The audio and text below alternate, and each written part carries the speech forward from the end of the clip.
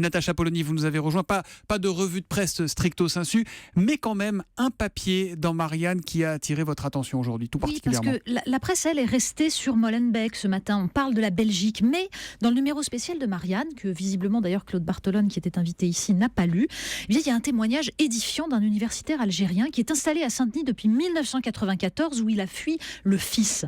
Ma vie à l'heure islamiste, c'est le titre de ce papier. Fawzi Ben Habib raconte les boutiques qui vendent des foulards façon cagoule pour les fillettes de 4 ans, les librairies musulmanes dans lesquelles on ne trouve que des livres de prêcheurs de l'islam politique qui n'ont plus rien à voir, dit-il, avec le message du Coran. Pas le moindre islamologue humaniste, pas le moindre roman ni le moindre poète. Parmi les œuvres magnifiques des écrivains algériens, palestiniens, rien. Dans ce quartier, explique-t-il, une coiffeuse non voilée a eu l'idée de rendre son salon de coiffure mixte. Entendez par là, réservé aux femmes, mais avec une salle spéciale pour préserver la discrétion des femmes voilées. Alors quand il lui fait remarquer à elle, qui est comme lui originaire d'Oran, que lui n'a jamais vu ça, même à Oran, elle répond « Tu vas pas comparer Oran à Saint-Denis quand même.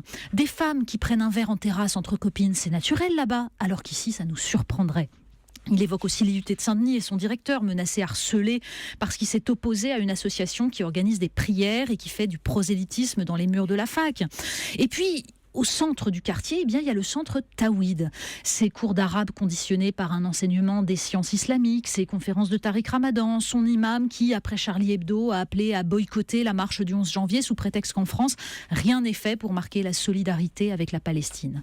Un centre qui, dit-il, instille chez les jeunes une vulgate islamique et des schémas de pensée contraires à l'esprit républicain. Alors Fawzi Ben Habib parle de la machinerie intellectuelle et logistique islamiste, il parle de contamination lente, mais visiblement, il est très seul. Voilà, donc à lire dans Marianne. Et puisqu'on parle de la presse, un mot peut-être, la preuve qu'ils ne gagneront jamais. C'est Charlie Hebdo, toujours là, et ce dessin de Coco en une.